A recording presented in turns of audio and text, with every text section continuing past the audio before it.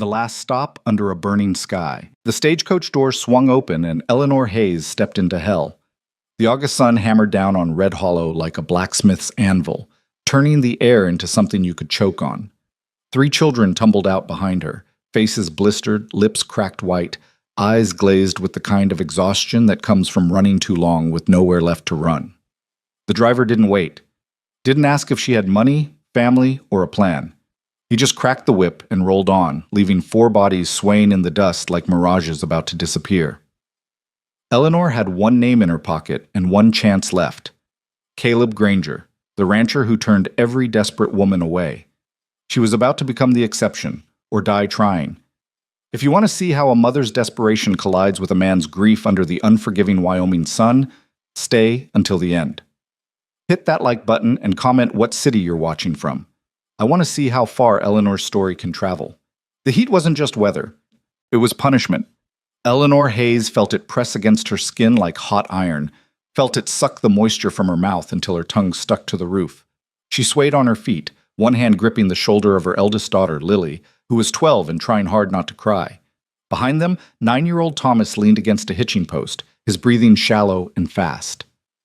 And little Samuel, barely 6, sat in the dirt, knees drawn up, staring at nothing. They'd been traveling for 3 weeks. St. Louis to Cheyenne, Cheyenne to nowhere. Every town the same, closed doors, tight mouths, eyes that slid away when they saw a woman alone with children and no husband's name to give them weight. Eleanor had sold everything she owned to get this far. The wedding ring first, then her mother's cameo, then the good shoes, the winter coats, the small painting of the sea her father had left her. By the time they reached Red Hollow, all she had left was a cotton dress stained yellow with dust, a canteen with 2 swallows of water, and the kind of desperation that made a person willing to beg. She wouldn't beg, but she would ask. The general store sat at the end of the main road, its porch sagging under the weight of years and heat. Eleanor pushed the door open and the smell hit her first. Tobacco, leather, sweat, flour. The air inside was thick, trapped, baked. A man behind the counter looked up, his face lined and weathered, his eyes sharp. "Help you?" Eleanor's voice came out hoarse. "I'm looking for work." The man's gaze flicked to the children standing behind her in the doorway, then back to her face. "Ain't much work for a woman with 3 mouths to feed." "Any work," Eleanor said. Her throat burned. "Cleaning, cooking, mending, anything." The man set down the ledger he'd been writing in. "You got family here?" "No." "Husband?" "Dead." He nodded slowly without sympathy. Facts were facts. "You try the boarding house?" "Full." "The church?" "Sent me here." The man sighed, rubbing a hand across his jaw. "Lady, I don't know what to tell you. Red Hollow's a hard place even for folks with roots. For someone passing through—" "I'm not passing through," Eleanor interrupted. "I'm staying." There was a long silence. Somewhere in the back of the store, a fly buzzed against a window. "There's one man," the storekeeper said finally. "Caleb Granger. Runs a cattle ranch about 8 miles north. Big spread. He's been alone since his wife died, maybe 4 years back. Keeps to himself." Eleanor felt hope flicker, small and fragile. "You need help?" "Maybe. Hard to say. He don't come to town much, and when he does, he don't talk." The man leaned forward, lowering his voice. "He's turned away every woman who's come looking for work, charity, or marriage. Don't take it personal if he says no." Eleanor nodded. She didn't have the luxury of taking anything personal. "How do I find him?" "North Road. Follow it till you see a split-rail fence and a windmill. Can't miss it." He paused. "You got a wagon?" "No." "Horse?" "No." The man's expression softened, just barely. "It's a long walk in this heat." "We'll manage," Eleanor said. She turned and walked out before he could say anything else. They started walking. The sun climbed higher. The road shimmered, throwing up waves of heat that bent the horizon into something unreal.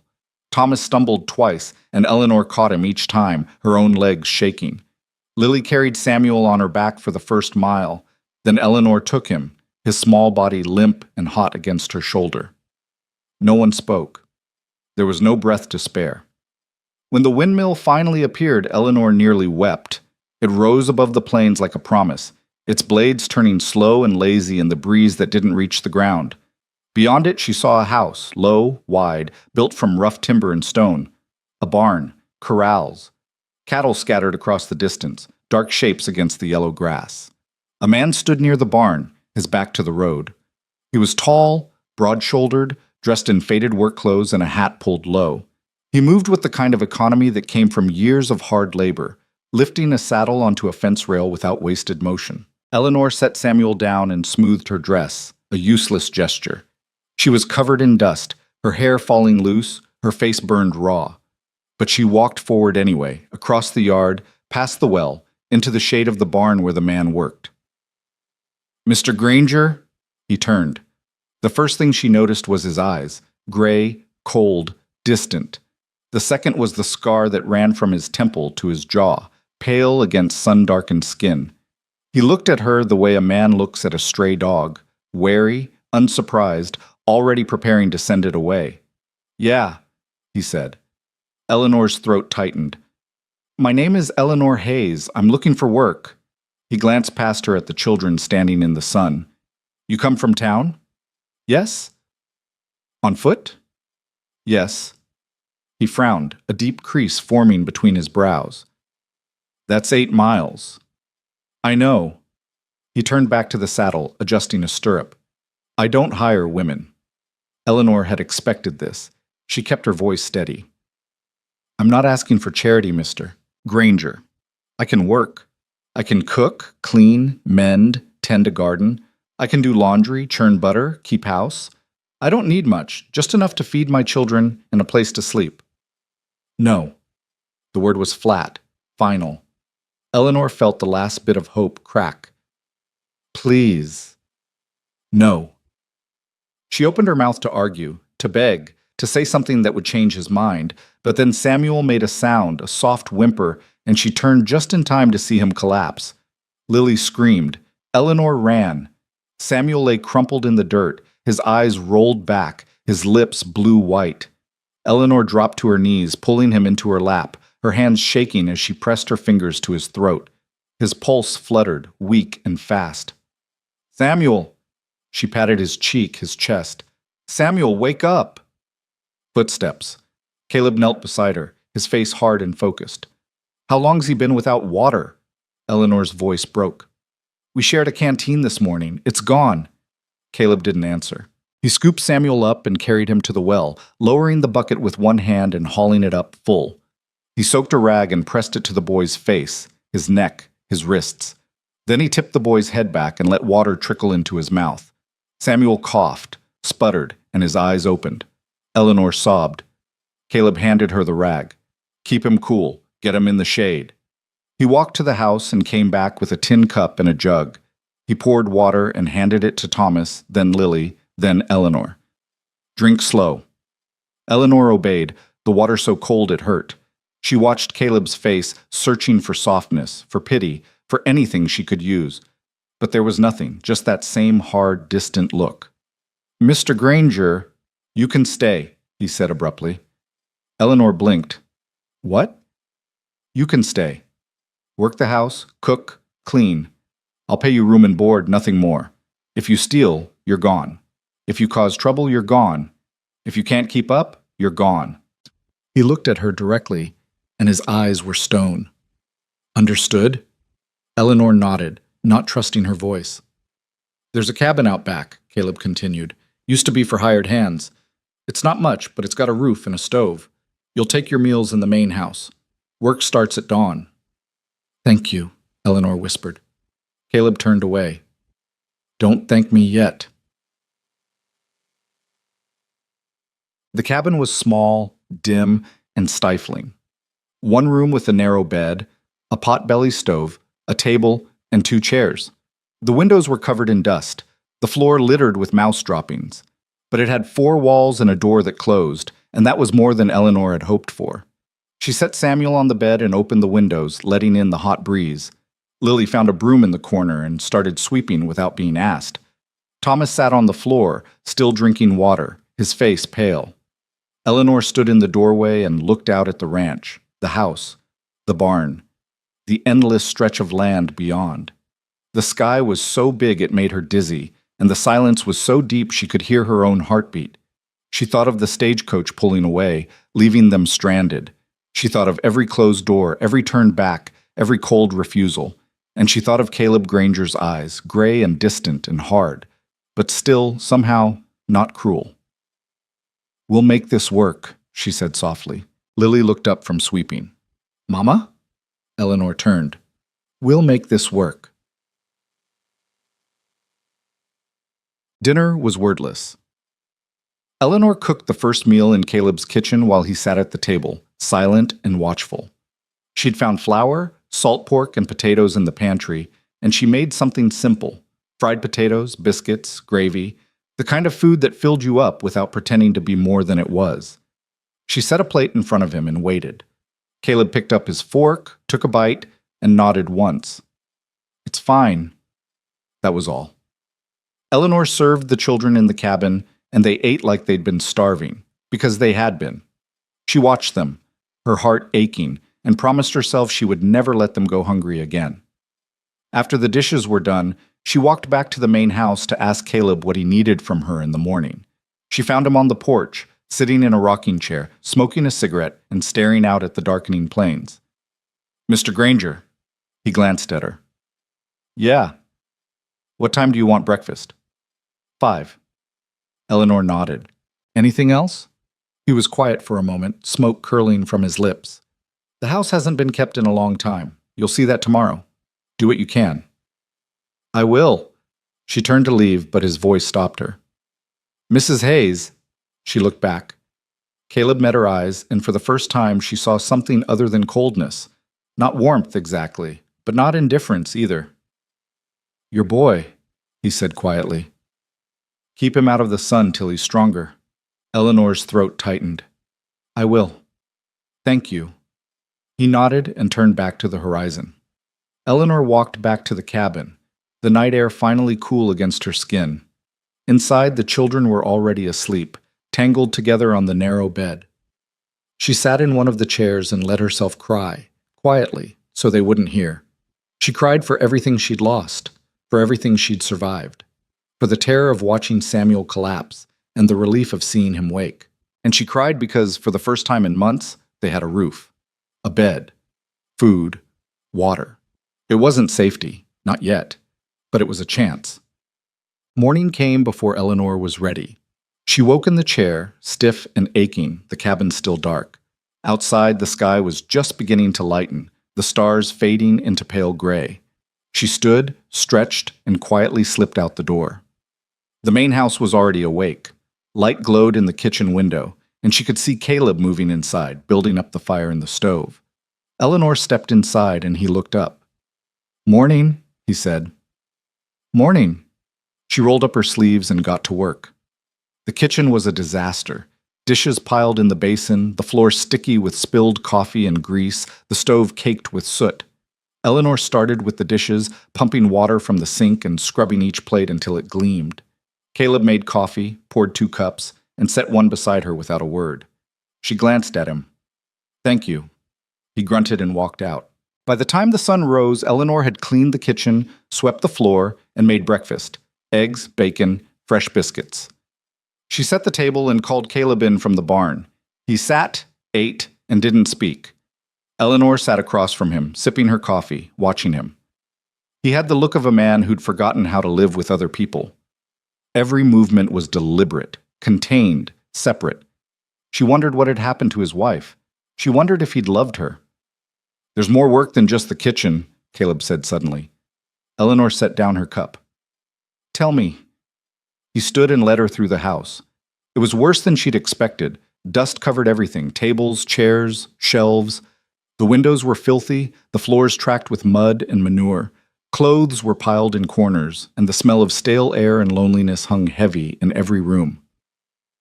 "I don't keep it up," Caleb said flatly. "Haven't had reason to." Eleanor nodded. "I'll take care of it." He looked at her, and for a moment something shifted in his expression. Not gratitude, not trust, but acknowledgement. "All right," he said, and then he walked out, leaving her alone in the wreckage of a life he'd stopped living. Eleanor stood in the center of the main room, hands on her hips, and looked around. She thought of the stagecoach, the dust, the heat, the moment Samuel fell, and she thought of Caleb's voice. "You can stay." She rolled up her sleeves, and she got to work. Wow. The days blurred together. Eleanor scrubbed floors until her knees ached. She washed windows until her hands were raw. She boiled linens, beat rugs, polished wood. The house fought her at every turn, but she was relentless. Room by room, she brought it back to life. The children helped. Lily swept and dusted. Thomas hauled water from the well. Samuel, still weak, sat in the shade and sorted buttons, folded rags, did small tasks that made him feel useful. Caleb watched from a distance. He never praised, never criticized, but Eleanor noticed things. The way he left tools where she could reach them, the way he brought home extra flour from town, the way he stopped tracking mud across the clean floors. He was careful not to undo her work. That meant something. One evening, after the children were asleep, Eleanor found Caleb on the porch again, smoking in the dark. She sat in the chair beside him, uninvited. He glanced at her but didn't speak. "Your wife," Eleanor said quietly. "What was her name?" Caleb was silent for so long she thought he wouldn't answer. Then, "Anna?" Eleanor nodded. "How long were you married?" 10 years. "Did she die here?" "Yeah." His voice was rough, distant. "Fever. Came on fast. Nothing I could do." Eleanor heard the weight in those words. The helplessness. The guilt. "I'm sorry," she said. Caleb flicked ash from his cigarette. "Why?" "Because you loved her." He looked at her then, really looked, and Eleanor saw the rawness beneath the stone. "Yeah," he said. "I did." They sat in silence, the night stretching wide around them. Somewhere in the distance, a coyote howled. "You ever loved anyone like that?" Caleb asked. Eleanor thought of her husband, a man she'd married because it was expected, because he'd seemed steady and safe. A man who died in a factory accident and left her with 3 children and nothing else. "No," she said honestly, "I didn't." Caleb nodded, as if that made sense. They didn't speak again, but they sat together until the stars came out, and that was enough. By the end of the second week, the house was transformed. Floors gleamed, windows sparkled, curtains hung clean and white. The smell of lye and lemon replaced the stale air, and the rooms felt open, alive. Eleanor stood in the kitchen, hands on her hips, surveying her work with quiet pride. Caleb walked in, stopped, and looked around. "It's different," he said. Eleanor smiled. "Is that good or bad?" He was quiet for a moment, then, "Good." That night, he brought her a small sack of coffee beans from town, real coffee, not the cheap stuff. He set it on the table without a word and walked out. Eleanor held the sack in her hands and felt something warm unfold in her chest. She was still a hired hand, still a woman with no claim to this place, but she was no longer invisible, and that was a start. The heat didn't break. If anything, it got worse. By late August, the sky burned white, and the air shimmered like water. The cattle grew restless, bawling for rain that didn't come. The creek shrank to a trickle. Dust storms rolled across the plains, turning day into twilight. Eleanor worked through it all. She hauled water, cooked in the sweltering kitchen, kept the house sealed tight against the dust. The children grew stronger, browner, wilder. They ran barefoot through the yard, chased chickens, climbed the fence rails. Caleb didn't smile, but he stopped frowning when they were near. One afternoon, Eleanor found him in the barn, repairing a bridle. She'd brought him water, and he drank it without looking up. "Storm's coming," he said. Eleanor glanced at the sky. It was clear, relentless blue. "How do you know?" "Cattle know." He nodded toward the pasture where the herd was bunched tight, uneasy. "They always know." Eleanor watched them, then looked back at Caleb. "What do we do?" "Get everything tied down. Bring the children inside. Stay low." She nodded and turned to go, but he called her back. "Eleanor." She stopped, surprised. He never used her name. He looked at her, his face serious. "If it's bad, stay in the house. Don't come looking for me." Her heart stuttered. "Why would it be bad?" "Because summer storms out here don't ask permission." He went back to his work, and Eleanor walked outside, her chest tight. The sky was still blue, but the wind had begun to rise. The storm hit just before midnight. Eleanor woke to the sound of thunder, not distant, but overhead, shaking the cabin. She scrambled out of bed, pulling the children close as the wind howled and the walls groaned. "Mama," Lily cried. "It's all right," Eleanor said, though her own heart was racing. "It's just a storm." But it wasn't just a storm. The wind screamed, the roof rattled, rain came in sheets, pounding the cabin like fists. And then, through the chaos, Eleanor heard something worse. Cattle. Bellowing, panicked, running. She ran to the window and saw them, dark shapes stampeding across the yard, scattering in every direction. And beyond them, a figure on horseback, riding hard into the storm. Caleb. Eleanor's breath caught. He was trying to turn the herd to keep them from running themselves to death. But the wind was too strong, the lightning too close, and the cattle were blind with fear. Eleanor made a decision. She grabbed her shawl, told Lily to watch the boys, and ran out into the storm. The rain hit her like a wall. The wind tore at her clothes, her hair. She could barely see, could barely breathe, but she ran toward the barn, toward the horses. She didn't know how to ride, but she'd watched Caleb. She'd seen him saddle, mount, ride. She could try. She hauled herself onto the nearest horse, grabbed the reins, and kicked hard. The horse bolted. Eleanor held on, her hands slick with rain, her body jarring with every stride. The world was chaos. Wind, rain, lightning, the thunder of hooves. She couldn't see Caleb, couldn't see the herd, but she could hear them. She rode toward the sound, her heart pounding, her voice lost in the storm. And then, through the rain, she saw him. Caleb, on horseback, turning the lead cattle, driving them back toward the corral. His hat was gone, his shirt plastered to his body, but he didn't stop. Eleanor rode up beside him, and he turned, his eyes wide with shock. "What the hell are you doing?" he shouted. "Helping," she shouted back. He stared at her for one long moment, and then he laughed. It was a wild, reckless sound, swallowed by the storm. "Then ride," he yelled. And they did. Together they turned the herd. Together they drove the cattle back through rain and wind and lightning that split the sky. Eleanor's hands bled from the reins. Her body screamed with exhaustion, but she didn't stop. Neither did Caleb. By the time the storm passed, the sky was black and silent. The cattle were penned, battered but alive. Eleanor slid off the horse and collapsed against the fence, gasping. Caleb dismounted beside her, breathing hard. They stood there, soaked and shaking, staring at each other. And then Caleb smiled. It was small, crooked, and half disbelieving, but it was real. "You're insane," he said. Eleanor laughed, breathless. "Probably." He shook his head, still smiling. "You can't even ride." "I learned."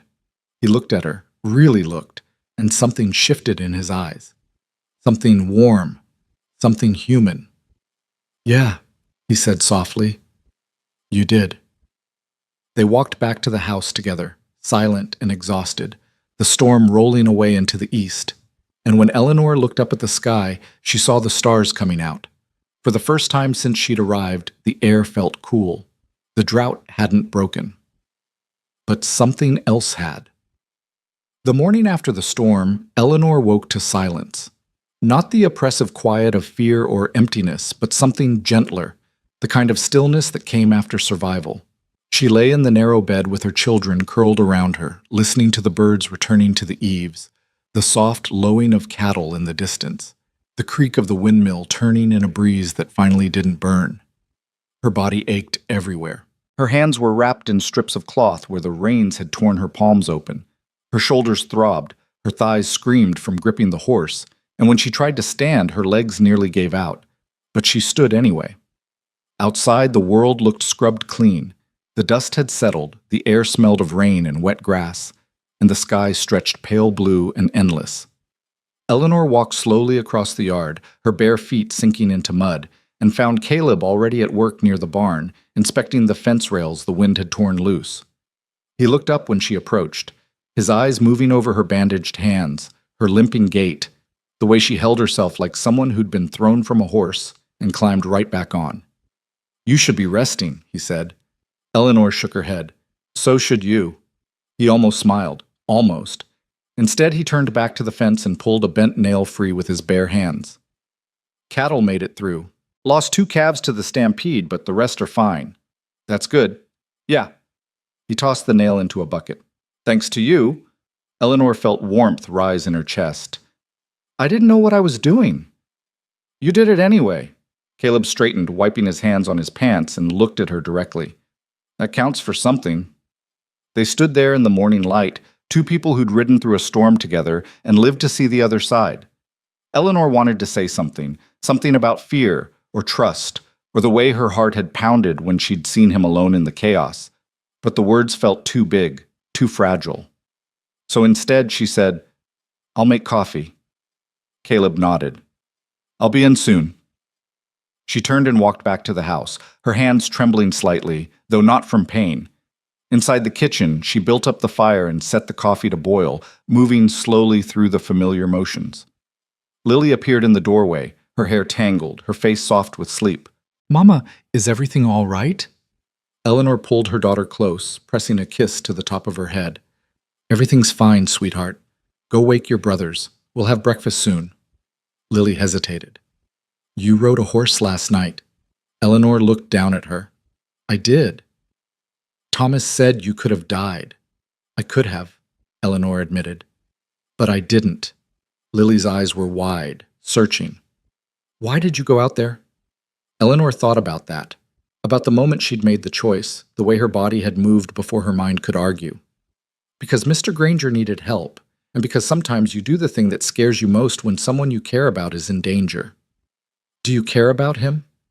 The question was so simple, so direct, that Eleanor didn't know how to answer. She thought of Caleb's rough hands wrapping her palms, his quiet voice in the dark, the way he'd laughed in the middle of the storm.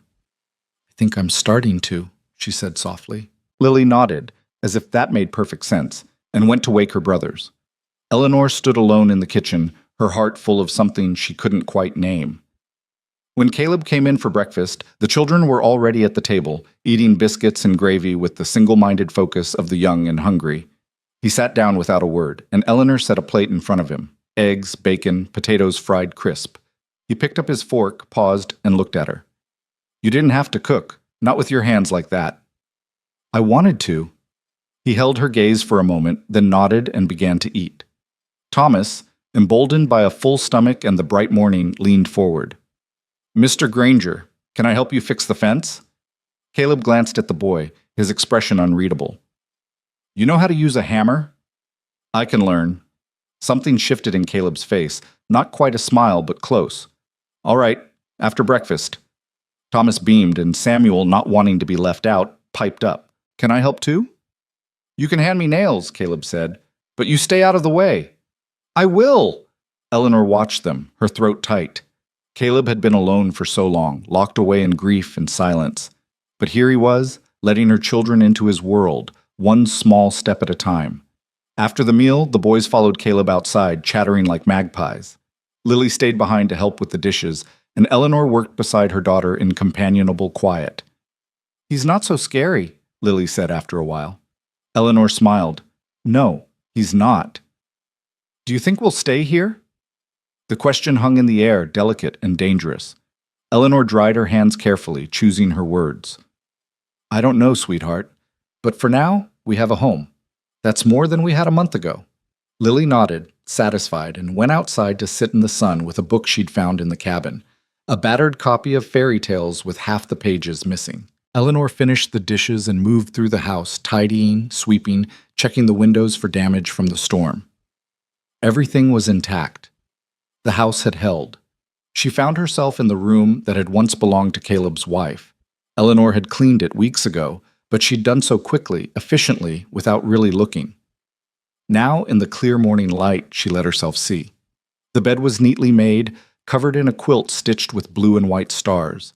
A dresser stood against one wall, its surface empty except for a hairbrush with a few strands of dark hair still tangled in the bristles. On the windowsill sat a small glass vase, dusty and forgotten. Eleanor picked up the vase and carried it to the kitchen, washing it carefully before filling it with wildflowers she'd seen growing near the creek. She brought it back and set it on the windowsill, where the light caught the glass and threw soft colors across the wall. It felt like an offering, a way of saying, I see you. I honor what was here before me. When Caleb came in for lunch, he stopped in the doorway of that room, staring at the vase. Eleanor held her breath, waiting for anger, for grief, for rejection. But Caleb just stood there, silent, his hand resting on the doorframe. Anna loved wildflowers, he said finally. Eleanor's voice was gentle. I thought she might. He nodded, once, and walked away. That night, Eleanor sat on the porch steps while the children played in the yard, their laughter bright and unguarded. Caleb joined her, settling onto the step with a tin cup of coffee in his hands. They sat without speaking for a long time, watching the sun sink toward the horizon, painting the sky in shades of orange and gold. You ever think about leaving? Caleb asked. Eleanor turned to look at him. Leaving here? Yeah. She considered the question honestly. Every day when I first arrived, I thought about taking the children and moving on, finding a town with more opportunity, more people. She paused. But then I stopped thinking about it. Why? Because we're not just surviving here, we're living. She looked at him. And because I think you needed us as much as we needed you. Caleb's jaw tightened. I don't need anyone. Maybe not, Eleanor said. But you're better with us here, and I think you know it. He didn't argue. He just stared out at the darkening land, his face unreadable. I stopped living when Anna died, he said quietly. Stopped caring about the house, about myself, about anything except the cattle and the work. Thought that was enough. He turned to look at her, and his eyes were raw. It wasn't. Eleanor felt her heart crack open. It never is. You brought me back, Caleb said. You and those kids. I didn't want you to, but you did it anyway.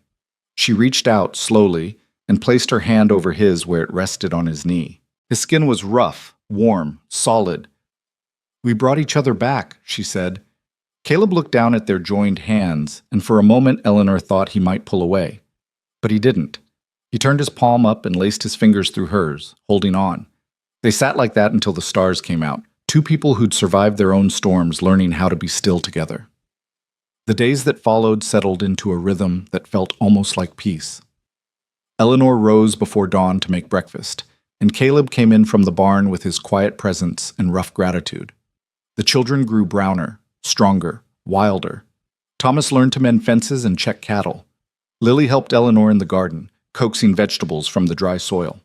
Samuel followed Caleb around like a shadow, asking endless questions that Caleb answered with surprising patience. One afternoon, Eleanor was hanging laundry when she heard hoofbeats. She turned to see a wagon rolling up the road, driven by an older woman in a severe black dress, her face pinched beneath a bonnet. Caleb emerged from the barn, his expression wary. The woman climbed down from the wagon with the help of a younger man, her son, Eleanor guessed, and approached Caleb with the air of someone on a mission. Mr. Granger, the woman said crisply. I'm Mrs. Beatrice Whitmore. This is my son, Gerald. We're from the church committee in Red Hollow. Caleb nodded, his face carefully neutral. Ma'am. Mrs. Whitmore's sharp eyes swept over the yard, taking in the clean house, the tended garden, the children playing near the well. Her gaze landed on Eleanor, and her mouth thinned. We've heard you've taken in a woman and her children, she said. That's right. Without the benefit of marriage, Caleb's expression hardened. She works for me. It's a business arrangement. Mrs. Whitmore's eyebrows rose. A business arrangement. I see. She looked at Eleanor again, her judgment clear. Mrs. Hayes, is it? Eleanor set down the laundry basket and walked over, her chin up. Yes, ma'am. And you find this arrangement appropriate? I find it necessary, Eleanor said evenly. My children and I needed work and shelter.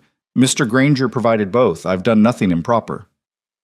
Propriety, Mrs. Whitmore said sharply, is not determined by what you've done, but by what others perceive. And I can assure you, Mrs. Hayes, that the people of Red Hollow have noticed your presence here. Tongues are wagging. Eleanor felt heat rise in her face, but before she could respond, Caleb stepped forward. With respect, Mrs. Whitmore, I don't give a damn what people are saying. Mrs. Hayes and her children are here because I hired her. What happens on my land is my business. Gerald Whitmore shifted uncomfortably. Now, Mr. Granger, There's no need to be hostile. My mother is simply concerned for the moral standing of the community. Then tell the community to mind its own affairs, Caleb said flatly. Mrs. Whitmore's face flushed. This is precisely the kind of attitude that leads good Christian people astray, Mr. Granger. A man and a woman living in such close quarters without the sanctity of marriage, it's scandalous. They live in separate houses, Caleb said, his voice dangerously quiet. Mrs. Hayes has her own cabin. Her children sleep under her roof. She works during the day and goes home at night. If you or anyone else wants to make something ugly out of that, that's your failing, not mine. Mrs. Whitmore drew herself up. I see you've made your position clear, but I warn you, Mr. Granger, this will not be forgotten. The church takes these matters seriously. Good for the church, Caleb said. Now, if you'll excuse me, I have work to do. He turned and walked away, leaving Mrs. Whitmore sputtering. Eleanor met the woman's glare with calm dignity. Thank you for your concern, Mrs. Whitmore, but as Mr. Granger said, we're managing just fine. Mrs. Whitmore sniffed, climbed back into her wagon with Gerald's help, and drove away in a cloud of dust and indignation. Eleanor stood in the yard, her heart pounding, her hands shaking with anger and humiliation. Caleb appeared at her side. Don't listen to her. Easy for you to say, Eleanor said tightly. You're a man. Your reputation can survive anything. Your reputation is fine, Caleb said. You're a widow trying to feed her children. Anyone with half a brain can see that. Mrs. Whitmore has a whole brain, Eleanor said, and she's decided I'm a fallen woman. Caleb looked at her, his eyes fierce. You're not fallen. You're standing. That's more than most people can say. Eleanor felt tears prick her eyes, but she blinked them back. Thank you. He nodded, awkward and gruff. Come on, let's get back to work. That night, Eleanor lay awake in the cabin, staring at the ceiling, her mind churning. She knew how this worked. She'd seen it before. A woman's reputation destroyed by whispers, by speculation, by righteous judgment. It didn't matter that she'd done nothing wrong. It only mattered what people believed. And if Red Hollow turned against her, where would she go? She thought of Caleb's words. You're standing. She was.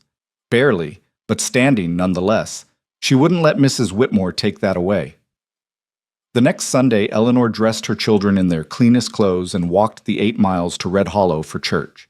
She knew people would stare. She knew they'd whisper. But she went anyway, her head high, her children close. The congregation turned as one when she entered, their eyes following her down the aisle. She found a seat near the back and sat with Lily, Thomas, and Samuel pressed against her sides. Mrs. Whitmore sat in the front pew, her back rigid with disapproval. The service began. The pastor spoke of grace, of forgiveness, of loving thy neighbor. Eleanor listened, her hands folded in her lap, her expression serene. When the service ended, several women approached her, some with genuine warmth, others with thinly veiled curiosity. Mrs. Hayes, how are you settling in? Are the children well? Is Mr. Granger treating you fairly? Eleanor answered each question with patience and honesty. Yes, they were settling in. Yes, the children were well. Yes, Mr. Granger was a fair employer. She did not explain. She did not justify. She simply existed, visible and unashamed. By the time she walked back to the ranch with her children, the sun high and hot overhead, she felt lighter. Let them talk. She had nothing to hide. When she arrived home, Caleb was waiting on the porch, a glass of water in his hand. He handed it to her without a word. Eleanor drank, grateful, and sat beside him on the steps. How was it? He asked. Exactly as I expected. He nodded. You didn't have to go. Yes, I did. Eleanor looked at him. I won't let them make me invisible. Caleb studied her face, and something like respect flickered in his eyes. Good. They sat together in the afternoon heat, and Eleanor felt the weight of the day settle into something manageable. She was still here, still standing, and she wasn't alone. The summer deepened, the heat relentless. The cattle grew lean, the creek dried to a trickle, and the grass turned brittle underfoot. Caleb rode out every day to check the herd, and Eleanor kept the house running, kept the children safe, kept the world from falling apart. One evening, as she was preparing dinner, Caleb came into the kitchen and set a small wooden box on the table. Eleanor looked up, surprised. What's this? For you, he said gruffly. She opened the box and found a pair of leather gloves. sturdy, well-made, sized for a woman's hands. Her throat tightened. "Caleb, your hands are torn up from the storm," he said. "Figured you could use them." Eleanor lifted the gloves, running her fingers over the soft leather. "Thank you." He shrugged, uncomfortable with her gratitude. "It's nothing. It's not nothing." They stood there in the kitchen, the evening light slanting through the windows, the smell of stew simmering on the stove. Eleanor wanted to say something about kindness, about caring, about the way her heart had started to beat differently when he was near, but instead she just smiled. "I'll put them to good use." Caleb nodded and turned to leave, but she called him back. "Caleb?" He stopped. "Stay for dinner," she said. "With us, in the cabin." He hesitated, and Eleanor could see the war in his eyes, the habit of solitude fighting against the pull of connection. Finally, he nodded. All right. That night, they ate together around the small table in the cabin, the children chattering and laughing, Caleb quiet but present. Eleanor watched him across the table, saw the way he listened to Thomas's story about catching a lizard, the way he let Samuel lean against his arm, the way he looked at her when he thought she wasn't watching. And she thought, this is what home feels like. Not a place, not walls or a roof, but people, together, choosing each other, day after day. After dinner, Caleb helped clear the dishes, and the children begged him to tell them a story. He looked at Eleanor, uncertain, and she nodded. So he sat in the chair by the stove and told them about the first time he'd seen a grizzly bear, about riding through a blizzard, about the night the stars fell from the sky in a shower of light. The children hung on every word, their eyes wide. And when the story ended, Samuel climbed into Caleb's lap and fell asleep. Caleb looked down at the boy, his expression soft and bewildered, and Eleanor's heart broke open. "He trusts you," she said quietly. Caleb's voice was rough. "I don't know why." "Because you've earned it." He looked at her, and the distance between them felt suddenly smaller, the air charged with something fragile and new. "Eleanor." The sound of hoofbeats outside shattered the moment. Caleb stood, careful not to wake Samuel, and handed the boy to Eleanor. "Stay inside." He walked out into the night, and Eleanor followed, her heart pounding. Two men sat on horseback in the yard, silhouetted against the moonlight. One of them dismounted, and Eleanor recognized him, Gerald Whitmore, Mrs. Whitmore's son. The other man was older, well-dressed, with the air of someone accustomed to authority. "Mr. Granger," Gerald said, "this is Judge Carver from Cheyenne. He needs to speak with Mrs. Hayes." Eleanor stepped forward, dread coiling in her stomach. "What's this about?" Judge Carver looked at her with cold, assessing eyes. "Mrs. Hayes, I've been sent by the Thornton family of St. Louis. They've filed a petition for custody of your son, Thomas Hayes." The world tilted. Eleanor's voice came out strangled. "What?" "The Thorntons are your late husband's relatives," the judge continued. "They claim that you are unfit to care for the boy and that he would be better served in their household." "That's insane," Eleanor said, her voice shaking. "Thomas is my son." "They have resources, Mrs. Hayes, wealth, standing, a proper home, and they've raised concerns about your current living situation." His gaze flicked to Caleb, then back to her. "Living on a remote ranch, working as hired help, residing in unmarried proximity to a man, it doesn't paint a favorable picture." Caleb stepped forward, his voice deadly. "She's done nothing wrong?" "That may be," the judge said, "but the law cares about what's best for the child, and I've been ordered to investigate. I'll be staying in Red Hollow for the next week, conducting interviews. After that, I'll make my recommendation to the court." Eleanor felt the ground drop out from under her. "You can't take my son." "I'm not taking anyone, Mrs. Hayes. Not yet. But I suggest you prepare yourself for the possibility." Judge Carver mounted his horse. "Good evening." The two men rode away, leaving Eleanor standing in the yard, her body numb, her mind screaming. Caleb's hand closed around her arm, steadying her. "Eleanor." She turned to him, and the fear in her eyes was absolute. "They're going to take him. They're going to take my boy." "No," Caleb said fiercely. "They're not. You don't know that." "I do." He pulled her close, his arms solid around her.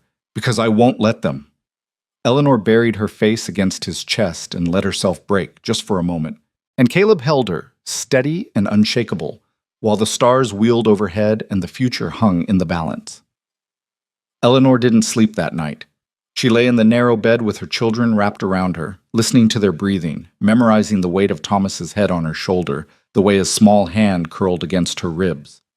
Every time she closed her eyes, she saw Judge Carver's cold expression, heard his voice pronouncing judgment on her life, her choices, her worth as a mother. The Thorntons. She barely remembered them, distant relatives of her dead husband, wealthy people who'd never acknowledged her existence when she was married, never offered help when she was widowed and desperate. But now they wanted Thomas. Now they cared. Not because they loved him, because he was a boy, an heir, someone who could carry their name forward. They didn't know him. Didn't know that he was afraid of thunder, but brave in front of his sisters. Didn't know that he loved to work with his hands, that he asked 1,000 questions, that he laughed with his whole body.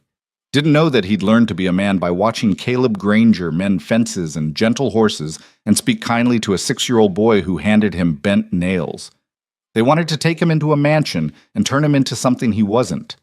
And the law would let them, because Eleanor had nothing, no money, no position, no husband to make her respectable in the eyes of judges and courts, and people who measured worth in currency instead of love. When dawn finally broke, Eleanor rose and dressed mechanically, her body moving through familiar motions while her mind spun in desperate circles. She made breakfast, set the table, called the children. They came sleepy and rumpled, unaware that their world was about to shatter. Caleb appeared in the doorway just as she was pouring coffee. He looked like he hadn't slept either, his eyes shadowed, his jaw tight. "We need to talk," he said quietly. Eleanor nodded. "Children, eat your breakfast. I'll be right back." She followed Caleb out to the porch, where the morning air hung cool and still. He leaned against the railing, his back to the sun, his face in shadow.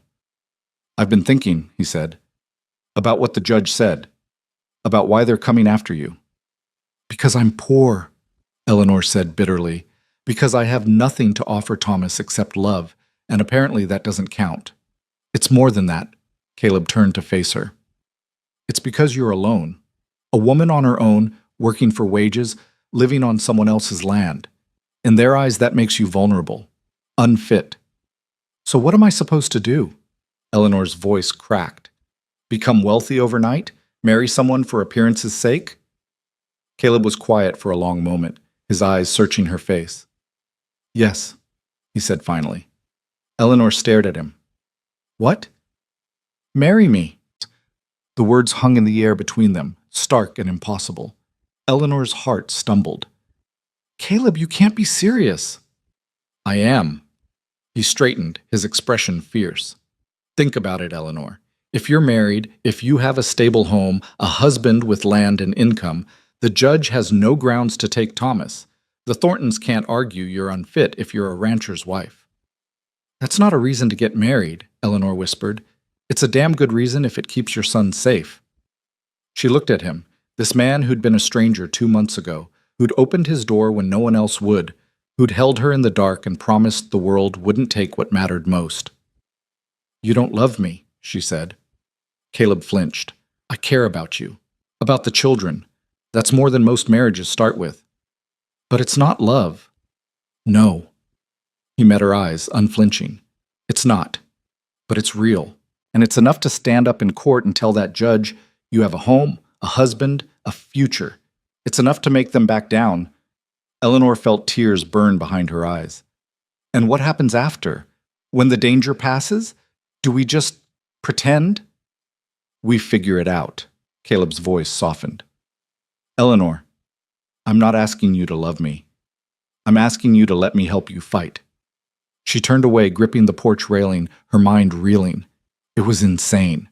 Reckless. A marriage of convenience, a legal arrangement, nothing more. But it might save Thomas. "I need time to think," she said. "You don't have time. The judge is conducting interviews this week. If you're going to do this, it has to be now." Eleanor closed her eyes. She thought of Thomas's small hand in hers, his trusting smile, the way he called her mama like it was the most important word in the world. She thought of losing him. "All right," she whispered. "I'll marry you." Caleb exhaled, a sound caught between relief and resignation. We'll go to town tomorrow, see the pastor, make it official. Eleanor nodded, numb. He reached out, hesitated, then placed his hand over hers on the railing. It's going to be all right. She wanted to believe him, but all she could feel was the ground shifting beneath her feet, the future rewriting itself into something she didn't recognize. They told the children that afternoon. Lily looked between them with wide, searching eyes. You're getting married? Like, for real? For real, Caleb said. Thomas frowned. But Mama, you said you didn't need a husband.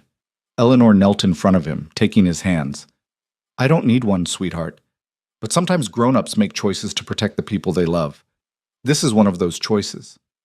Is someone trying to hurt us? Eleanor's throat tightened. She couldn't lie to him. Some people think you might be better off living somewhere else, with your father's relatives. Thomas's face went pale. I don't want to live somewhere else. I want to stay here. With you. With Mr. Granger. I know, baby. And that's why we're doing this, to make sure you can stay. Samuel, oblivious to the weight of the conversation, tugged on Caleb's sleeve. Does this mean you're going to be our papa? Caleb looked down at the boy, something raw flickering across his face.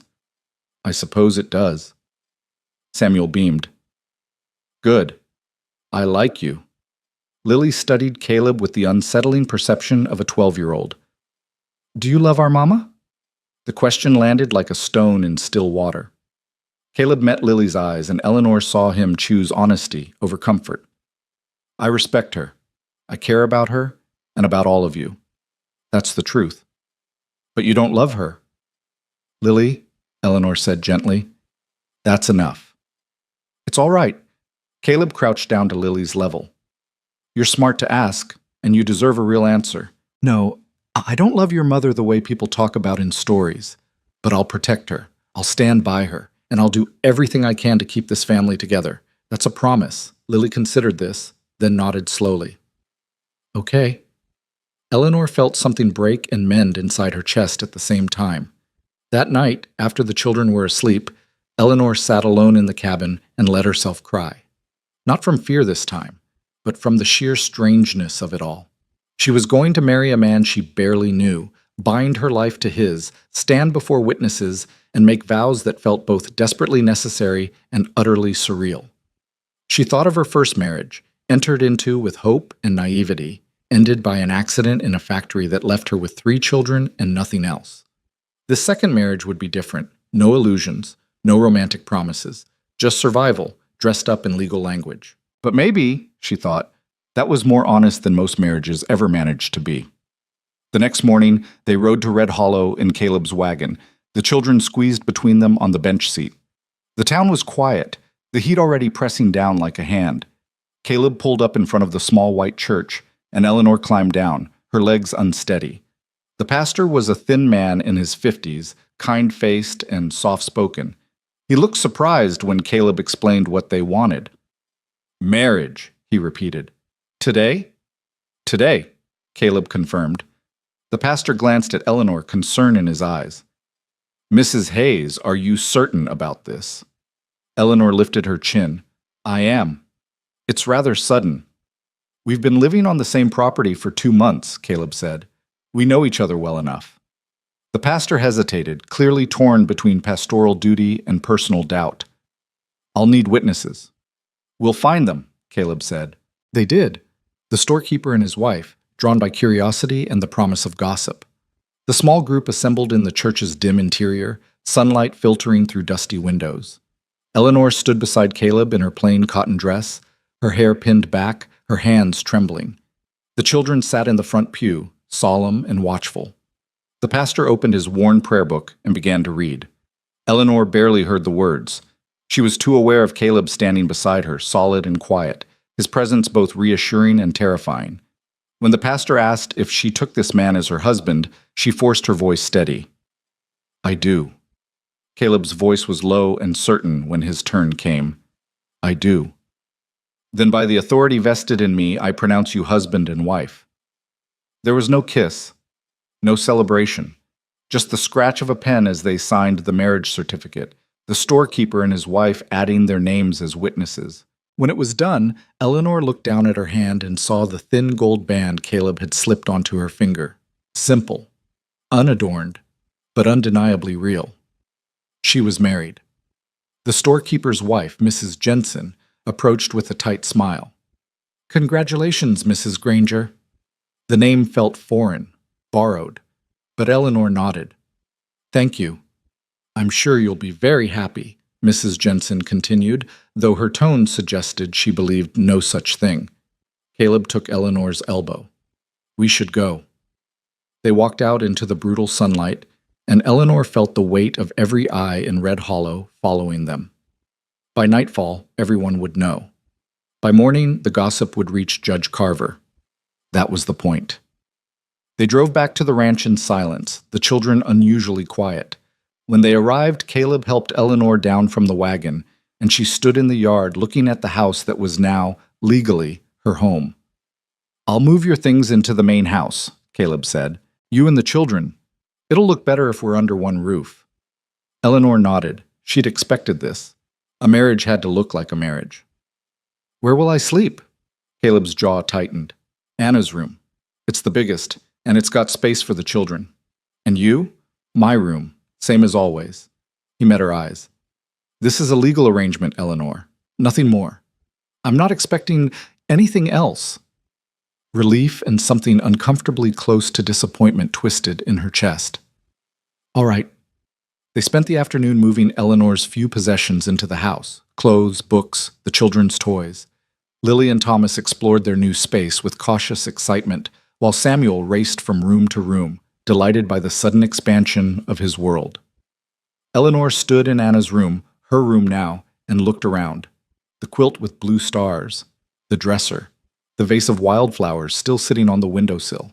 She felt like an intruder. She would have understood. Eleanor turned to find Caleb in the doorway, his expression unreadable. Would she? Yeah. He stepped into the room, his gaze moving over the familiar space. "Anna was practical. She would have seen what you're doing for your kids, and she would have respected it." Eleanor's throat ached. "I'll take care of this room. Honor it." "I know you will." Caleb turned to leave, then paused. "For what it's worth, Eleanor, you're not a replacement. You're something different, and that's all right." He left before she could respond. That night they ate dinner together at the big table in the main house, a real family, at least in appearance. The children chattered about their new rooms, their new home, the way everything felt both strange and right. After the meal, Caleb excused himself to check the cattle, and Eleanor cleaned up with Lily's help. When the kitchen was spotless, she tucked the children into bed in the room they now shared, reading them a story until their eyes grew heavy. Samuel was the last to drift off, his small hand clutching the edge of her sleeve. "Mama?" "Yes, sweetheart?" "Are we really safe now?" Eleanor's heart clenched. "Yes, baby, we're safe." She hoped it was true. Later, alone in Anna's room, her room, Eleanor changed into her nightgown and sat on the edge of the bed, staring at the ring on her finger. Outside, she could hear the night sounds, cattle lowing, the windmill creaking, the endless whisper of wind across the plains. She thought about Caleb, somewhere in the house, alone in his own room. Her husband. The words still felt impossible. A soft knock on the door startled her. "Come in." Caleb stood in the hallway, still fully dressed, his face shadowed. "Just wanted to make sure you had everything you need." "I'm fine." He nodded, started to turn away, then stopped. "Eleanor, I know this isn't what you wanted, but I meant what I said to Lily. I'll stand by you, whatever happens." Eleanor stood and crossed the room, stopping a few feet from him. "Why are you doing this, Caleb? Really?" He was quiet for a long moment, his eyes searching her face. "Because when Anna died, I stopped believing there was any point in caring about anything.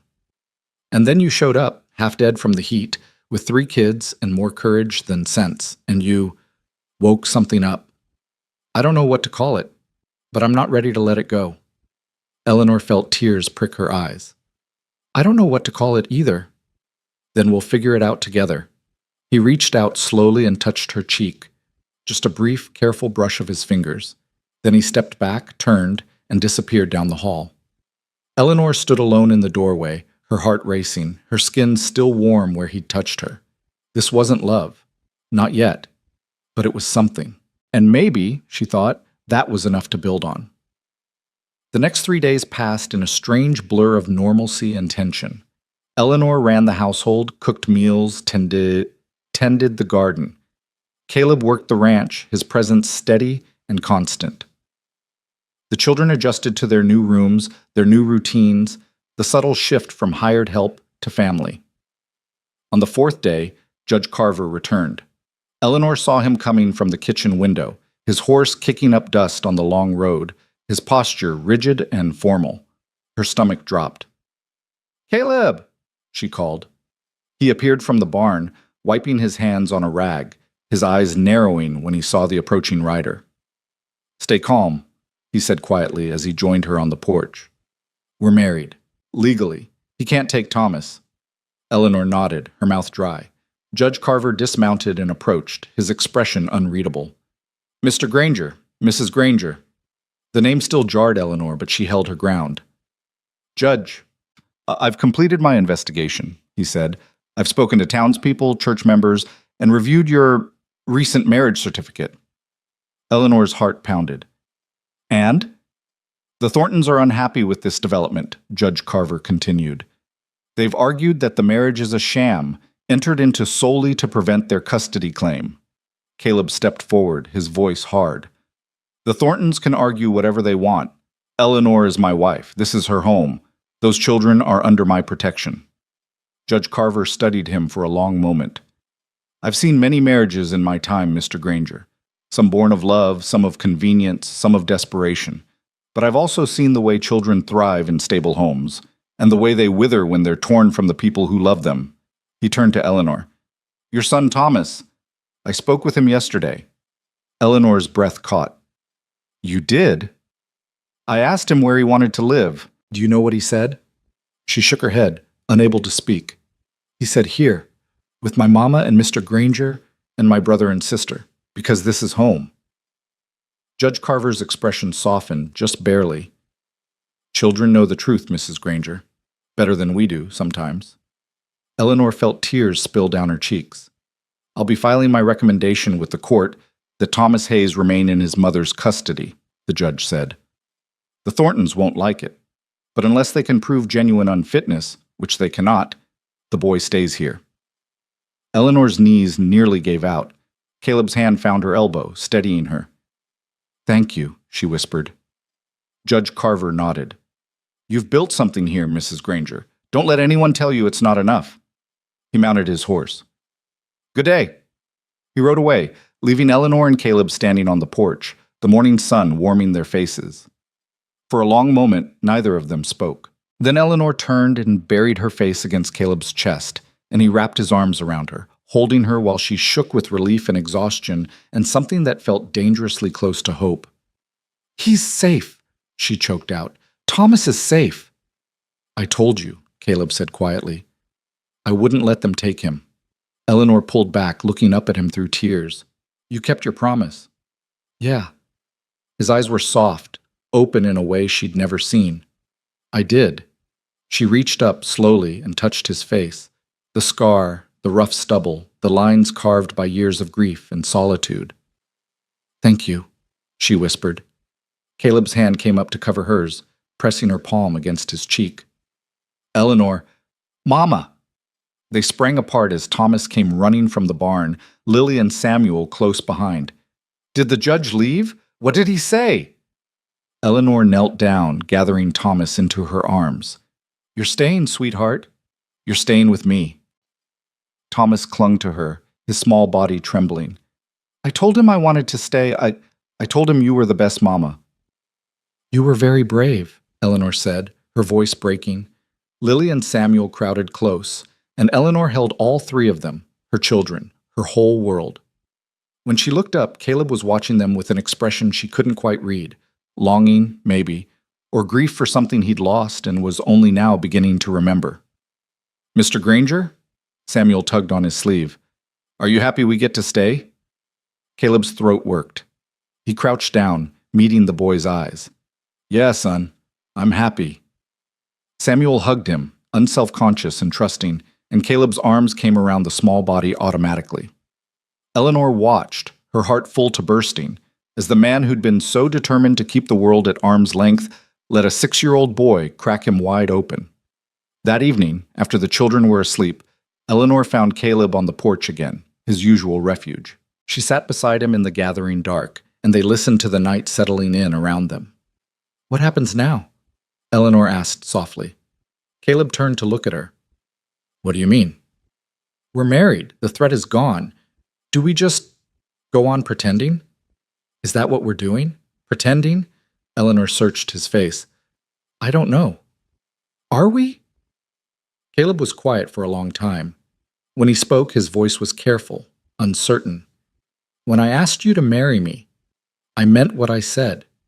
It was for practical reasons, legal protection." He paused. "But somewhere along the way, it stopped feeling like pretending." Eleanor's breath caught. "For me, too." They sat in the dark, the truth hanging between them like something fragile and new. "I don't know how to do this," Caleb admitted. "I loved Anna. When she died, I thought that was it. I thought I'd buried that part of myself with her." "Maybe you did," Eleanor said. "But people can grow new parts, different parts." He looked at her, and in the starlight, she saw vulnerability and fear and something that might eventually become love. "I'm not there yet," he said, "but I think I could be, if you're willing to wait." Eleanor reached for his hand, lacing their fingers together. "I waited 2 months for you to let me in the door, Caleb Granger. I think I can wait a little longer for your heart." He smiled then, a real smile, slow and wondering. "You're something else, Eleanor." "So are you." They sat together under the stars, two people who'd married for survival, learning how to build something that might, against all odds, look like a life worth living. The weeks that followed Judge Carver's departure settled into something Eleanor had never quite experienced before. Not happiness, exactly, but the quieter cousin of it. Peace, maybe. Or the beginning of it. She woke each morning in Anna's room with sunlight streaming through the curtains she'd washed and rehung, and she no longer felt like an intruder. The children's breathing from the small beds Caleb had built filled the space with life, and when she dressed and went to the kitchen, Caleb was already there, building up the fire, the coffee already brewing. They didn't talk much in those early hours, but the silence had changed. It was no longer the silence of strangers forced together by circumstance, but something more comfortable. The quiet of two people who'd learned each other's rhythms and didn't need words to fill every moment. One morning, about 3 weeks after the judge's visit, Eleanor was kneading bread dough when Caleb came in from the barn earlier than usual. His face was troubled. "What's wrong?" she asked, wiping flour from her hands. "Cattle are restless. Something's got them spooked." He poured himself coffee, his movements tense. "Could be wolves. Could be nothing. But I'm going to ride out, check the herd." Eleanor nodded. "How long will you be gone?" "Most of the day, probably." He hesitated, then added, "If I'm not back by dark, don't worry. Sometimes it takes longer to find what's bothering them. Be careful." He looked at her, something soft flickering in his eyes. "Always am." But he didn't leave immediately. Instead, he crossed the kitchen and did something he'd never done before. He kissed her forehead, brief and careful, before walking out. Eleanor stood frozen, her hand rising to touch the spot where his lips had been. It wasn't passion, it wasn't even romance, but it was intentional. It was care. It was a beginning. She went back to her bread, kneading harder than necessary, her heart doing strange things in her chest. The day stretched long and hot. Eleanor kept the children busy with chores and lessons, but her mind kept drifting to Caleb out there alone, tracking whatever had disturbed the cattle. Oh, by late afternoon, storm clouds had begun to gather on the western horizon, dark and threatening. Lily noticed her mother's worried glances at the sky. "He'll be all right, Mama. Mr. Granger knows this land." "I know, sweetheart." Eleanor smoothed her daughter's hair. "But that doesn't stop me from worrying." "Because you love him?"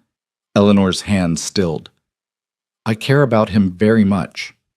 "That's not the same thing." "No," Eleanor admitted. "It's not." Lily studied her with those two old eyes. "But maybe it could be?" Eleanor pulled her daughter close. Maybe. By the time darkness fell, Caleb still hadn't returned. The storm that had threatened all afternoon broke just after sunset, rain hammering the roof, wind rattling the windows. Eleanor put the children to bed with reassurances she didn't quite feel, then stood at the kitchen window, straining to see through the sheets of rain. Nothing. Just darkness and water and the terrible uncertainty of waiting. She made fresh coffee, though she couldn't drink it, paced the kitchen, checked on the children 3 times, and still, no Caleb. When the door finally opened near midnight, Eleanor nearly collapsed with relief. Caleb stood in the doorway, soaked to the bone, mud-splattered, exhausted. "You're back," she breathed. "Yeah." He stepped inside, pulling off his dripping hat. "Sorry, took longer than I thought." "What was it? What spooked them?" "Mountain lion. Big one." He accepted the towel she handed him, wiping his face. "Tracked it about 10 miles north. It had killed a calf. I couldn't leave it out there." Eleanor's stomach clenched. "You went after a mountain lion? Alone?" "Had to. Can't lose cattle to predators." He saw her expression and his face softened. "I'm fine, Eleanor. Been doing this for years. That doesn't make it less dangerous." "No," he agreed, "but it's part of the work." She wanted to argue, to tell him he should have waited, should have brought help, should have done anything except risk himself. But she also understood that this was his land, his responsibility, his way of protecting what mattered. "You're shivering," she said instead. "Get out of those wet clothes before you catch your death." Caleb nodded and headed for his room. Eleanor heated water and made him soup, her hands shaking slightly as she worked. When he emerged 20 minutes later in dry clothes, his hair still damp, she set a steaming bowl in front of him. He ate in silence, and she sat across from him, watching the exhaustion line his face. "Eleanor," he said finally, setting down his spoon. "You didn't have to wait up." "Yes, I did." He looked at her, really looked, and she saw him understand what she couldn't quite say, that the waiting had been agony, that the thought of him hurt or lost had made her chest tight with fear, that somewhere along the way he'd become necessary to her. "I'm sorry I worried you," he said quietly.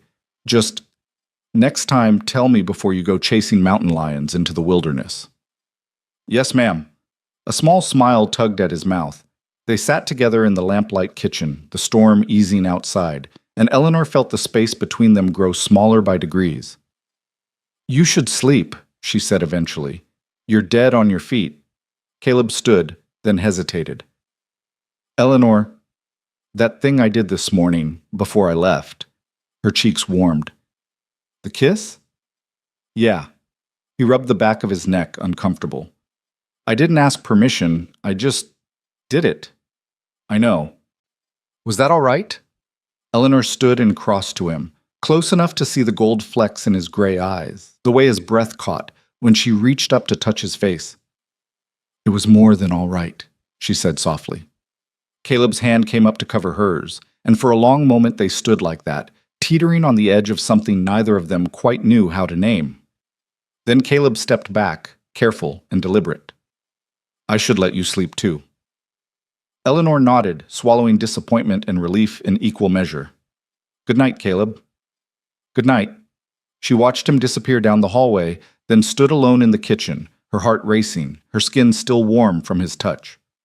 Slow, she reminded herself. They were moving slow, building something real instead of rushing into something that would burn out fast, but waiting was harder than she'd expected.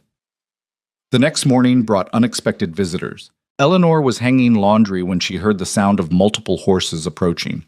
She turned to see 3 riders coming up the long road, 2 men and a woman, all well-dressed, all carrying themselves with the unmistakable air of wealth and authority. Her blood ran cold.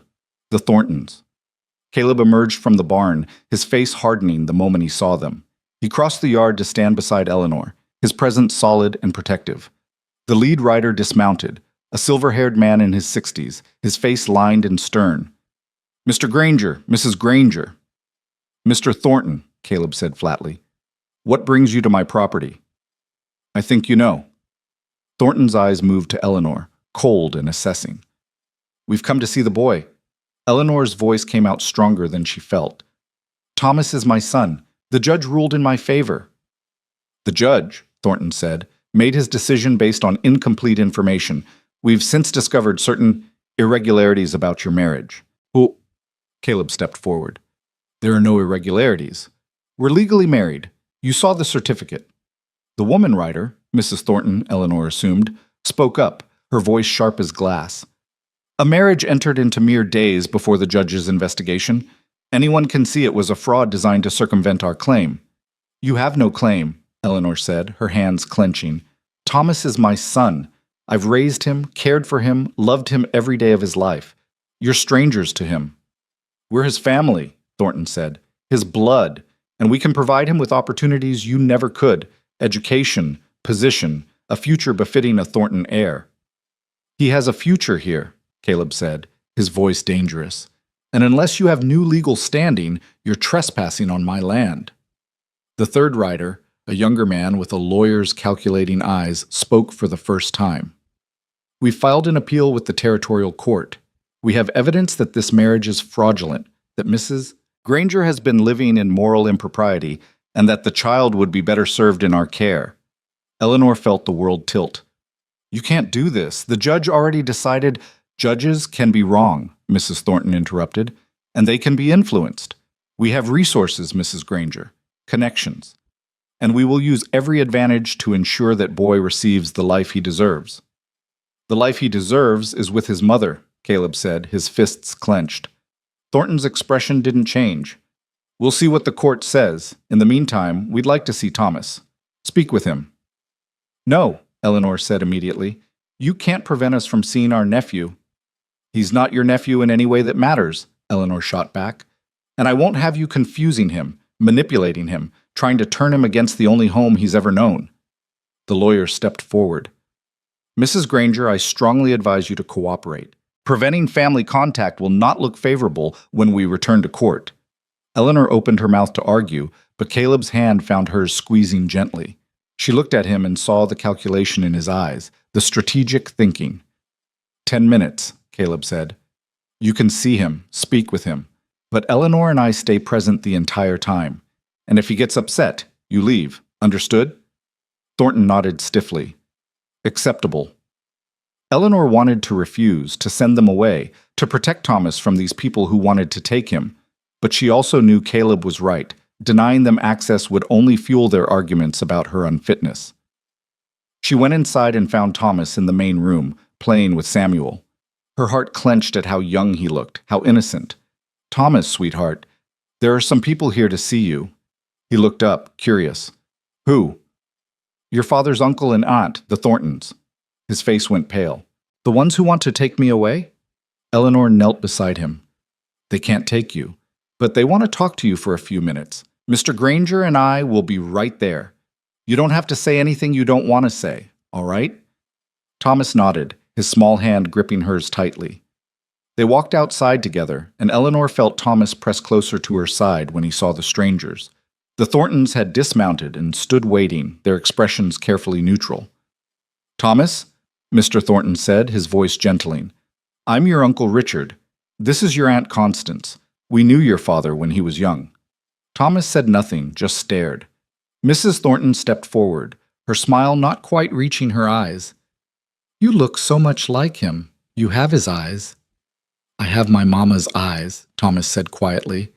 A flash of irritation crossed Mrs. Thornton's face. Of course, but there's definitely a Thornton resemblance. She paused. We've come a long way to see you, Thomas. We want you to know that you have family who cares about you, who wants to give you every opportunity. I have family, Thomas said. I have my mama and my brother and sister and Mr. Granger. Richard Thornton crouched down, trying to meet Thomas at eye level. We can offer you so much, son. A fine home, the best schools, travel, culture, things a boy needs to become a gentleman. I'm learning things here, Thomas said. Mr. Granger teaches me about the ranch. Mama teaches me reading and writing. I don't need to be a gentleman. Eleanor's heart swelled with pride. Constance Thornton's patience was clearly wearing thin. You're too young to understand what's best for you, but we do. We know what your father would have wanted. My father's dead, Thomas said, his voice trembling, and he left us with nothing. Mr. Granger took us in when nobody else would. He's more family than you are. Thomas, Richard said sharply, his veneer of kindness cracking. You will show respect. Time's up, Caleb said, stepping between Thomas and the Thorntons. You've had your 10 minutes. This isn't over, Constance said coldly. We'll be back, with the law on our side. Looking forward to it, Caleb said flatly. The Thorntons mounted their horses, the lawyer giving Eleanor one last calculating look before they rode away. The moment they were gone, Thomas burst into tears. Eleanor gathered him up, holding him tight while he sobbed against her shoulder. I don't want to go with them, Mama. I don't want to leave. You're not going anywhere, baby. I promise. But as she held her son, Eleanor met Caleb's eyes over Thomas's head, and she saw the worry there. The Thorntons had money, power, connections. They'd already filed an appeal. This wasn't over. That night, after the children were finally asleep, Eleanor and Caleb sat at the kitchen table, a lamp burning low between them. They're not going to give up, Eleanor said, her voice hollow. They'll keep fighting until they get what they want. Then we fight harder, Caleb said. With what? We have no money for lawyers, no connections, nothing to match what they can bring to bear. Her voice broke. How do we fight people like that? Caleb was quiet for a long moment. Then he stood, disappeared into his room, and returned with a small wooden box. He set it on the table and opened it. Inside were papers, deeds, certificates, bank records. This ranch, Caleb said, is worth more than you think. It's 2,000 acres, free and clear. I've got a herd of 500 cattle, water rights to the creek, mineral rights to the land. I've been saving for years, never had anything to spend it on after Anna died. He pulled out a bank book. There's $12,000 in the Cheyenne bank. Eleanor stared at him. Caleb, I can't take your money. It's not just my money anymore. You're my wife. Legally, it's ours. He met her eyes. And I'm willing to spend every penny of it if that's what it takes to keep Thomas here. Tears spilled down Eleanor's cheeks. Why? Why would you do that? Caleb reached across the table and took her hand. Because that boy belongs with his mother. Because your family has become... He paused, searching for words. Because you matter to me, Eleanor. All of you. And I'm done standing by while the world tries to take away the things that matter. Eleanor stood and moved around the table, and before she could second-guess herself, she wrapped her arms around him. Caleb froze for a heartbeat, then his arms came up, holding her close. They stood like that in the lamplight kitchen, two people who'd married as strangers learning what it meant to stand together. We'll hire a lawyer, Caleb said against her hair. A good one. From Cheyenne or Denver if we have to, and we'll fight this properly. Eleanor pulled back just enough to look at him. You really mean it. Every word. She kissed him then, not on the forehead, not careful or tentative, but on the mouth, firm and sure and grateful. Caleb made a surprised sound, then kissed her back, his hand coming up to cup her face. When they broke apart, both breathing hard, Eleanor saw wonder in his eyes. Eleanor, I know, she said quickly. I know we're taking this slow. I know you're not ready, but I needed you to know. I'm falling for you, Caleb Granger, and I don't think I can stop it. Caleb's thumb traced her cheekbone, his eyes searching hers. What if I don't want you to stop? Her breath caught. What are you saying? I'm saying, I think I've been falling for you too. I've been fighting it, telling myself it was too soon, that I was betraying Anna's memory. But the truth is, I look forward to seeing you every morning. I worry about you when you're upset. I want to protect you and those kids with everything I have. He swallowed hard. That's not duty, Eleanor. That's something else. Love? She whispered. Maybe. Or the beginning of it. He kissed her forehead, her cheek, the corner of her mouth. I'm not good at this. Haven't been for a long time. But I want to try. With you. Eleanor felt joy bloom in her chest, warm and bright and terrifying. We'll try together. They kissed again, slower this time, learning each other, and Eleanor felt the last wall between them start to crumble. When they finally pulled apart, Caleb rested his forehead against hers. Should probably get some sleep. Big day tomorrow. We're riding to Cheyenne to find that lawyer. Eleanor nodded. Together. Together, he agreed. They walked down the hallway. and when they reached Eleanor's door, Caleb paused. "Good night, Eleanor." She smiled. "Good night, Caleb." But neither of them moved, and Eleanor saw the question in his eyes, the same question that was burning in her own chest. "Stay," she said softly. "Just stay with me tonight. We don't have to. I just don't want to be alone." Caleb's expression softened. "Are you sure?" "I'm sure." He followed her into the room, and they lay down together on top of the quilt, fully clothed, careful, and uncertain. Caleb's arm came around her, and Eleanor rested her head on his chest, listening to the steady beat of his heart. "This all right?" he murmured. "Perfect," she whispered. And for the first time since the Thorntons had appeared, Eleanor felt safe. They rode to Cheyenne 3 days later, leaving the children with Mrs. Jensen from the general store, who'd softened considerably since the wedding. The journey took most of a day, the landscape rolling past in shades of gold and brown under an endless sky. Eleanor had never been to Cheyenne. The city overwhelmed her. So many buildings, so many people, the noise and bustle and energy of civilization. But Caleb navigated it with quiet confidence, leading her to the office of Samuel Winters, a lawyer who came highly recommended. Winters was a tall man in his 40s, sharp-eyed and direct. He listened to their story without interruption, making notes, asking pointed questions. "The Thorntons have filed their appeal," he confirmed, reviewing the papers they'd brought. "They're arguing fraud, moral impropriety, and unfitness. It's a weak case, but they have money and influence. That counts for something." "Can we fight it?" Eleanor asked. Winters studied her, then Caleb. "Yes, but it won't be easy or cheap. We'll need to prove the legitimacy of your marriage, demonstrate that the home you've built is stable and appropriate for the children, and ideally, we'd want character witnesses who can testify to your fitness as a mother." "How much will it cost?" Caleb asked.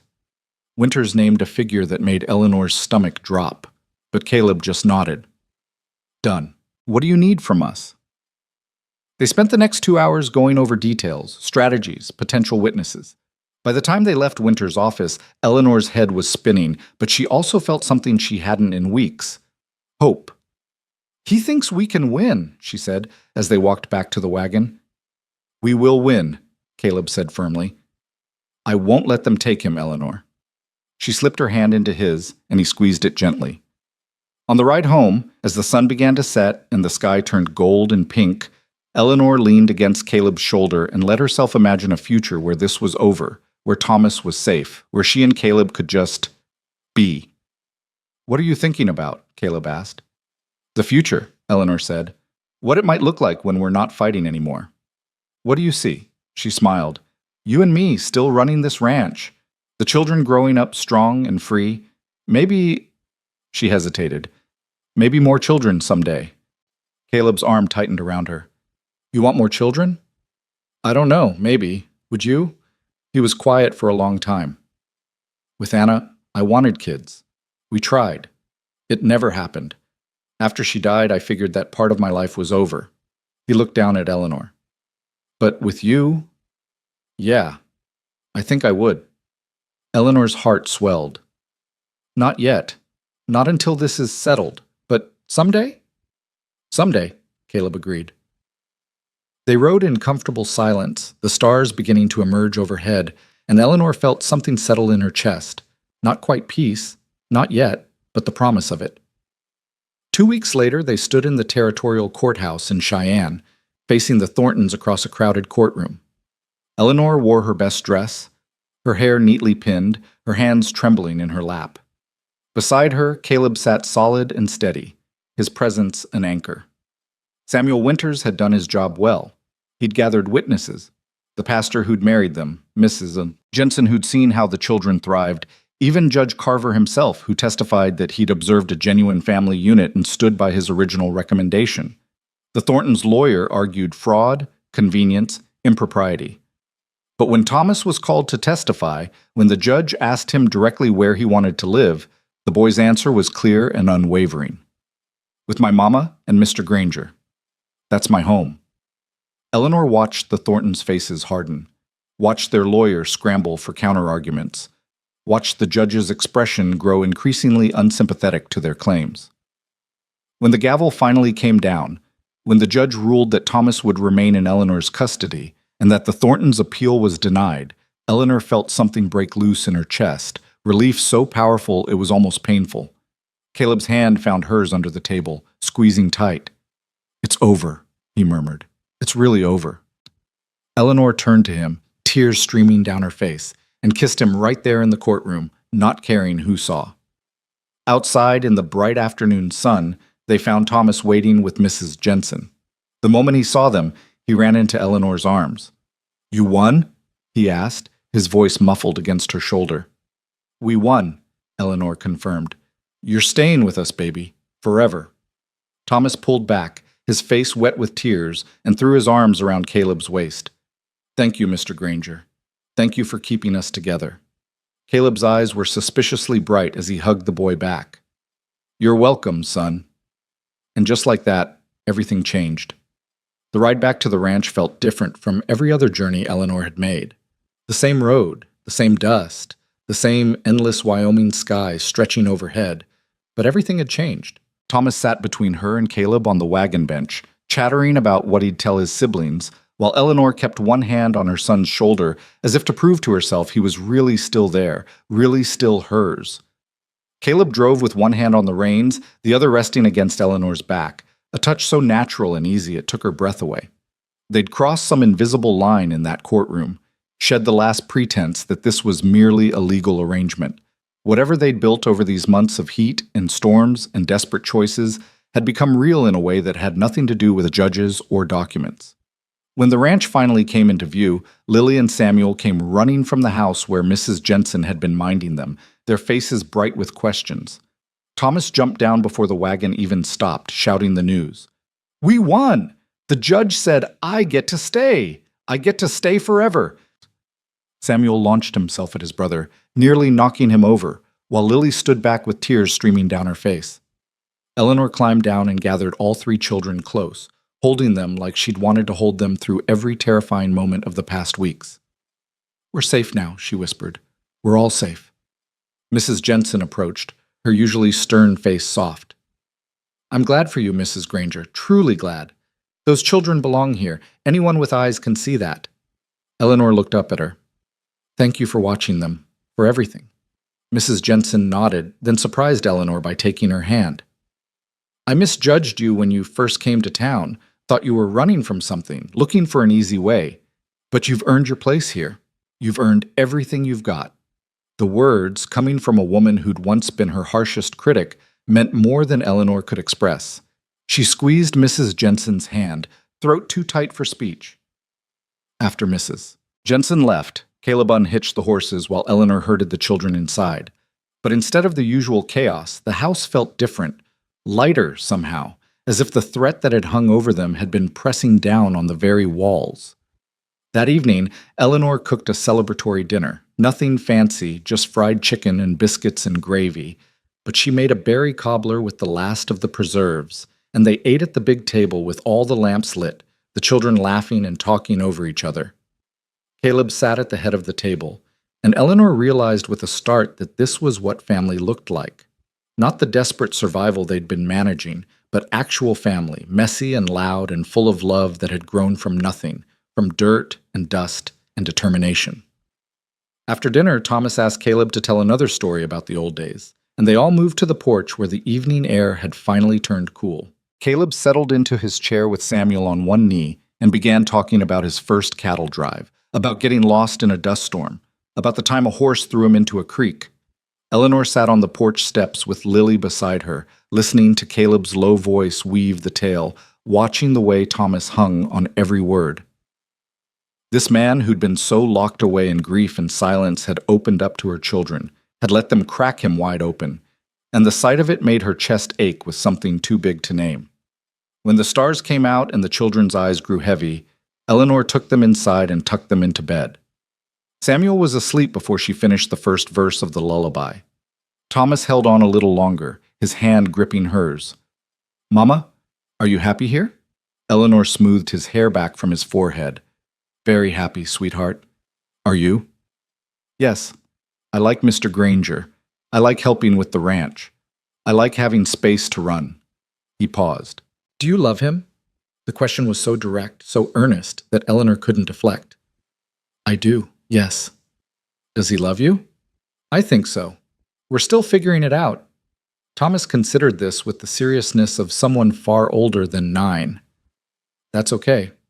Sometimes the best things take time. Eleanor kissed his forehead, marveling at her son's wisdom. When did you get so smart? I've always been smart, Thomas said, grinning. You just never asked before. She laughed and left him to sleep, checking on Lily, who was already breathing deep and even. When Eleanor emerged onto the porch, Caleb was still sitting there, staring out at the dark land. She settled into the chair beside him, and for a long moment they just sat in comfortable silence.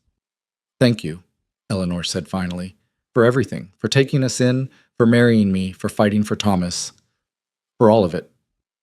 Caleb turned to look at her, his face shadowed but his eyes catching the starlight. You don't have to thank me, Eleanor. This family, you and those kids, you saved me as much as I saved you. I don't think that's true. It is. He reached for her hand, lacing their fingers together. I was barely living before you showed up, just going through the motions, working myself to exhaustion so I wouldn't have to feel anything. You reminded me what it was like to have something worth protecting, worth caring about. Eleanor felt tears prick her eyes. I was so scared when I stepped off that stagecoach. I had 3 children, no money, no prospects, and I was about to beg for work from a man I'd never met. I thought I'd hit the lowest point possible. And instead I found home. She looked at him. I found you. Caleb stood and pulled her to her feet, drawing her close. I need to tell you something. Something I've been trying to work up the courage to say for weeks now. Eleanor's heart hammered. What is it? I love you. The words came out rough, unpracticed, but absolutely certain. I don't know when it happened exactly. Maybe when you rode out into that storm. Maybe when you stood up to Mrs. Whitmore. Maybe the first morning I saw you making coffee in my kitchen, like you belonged there.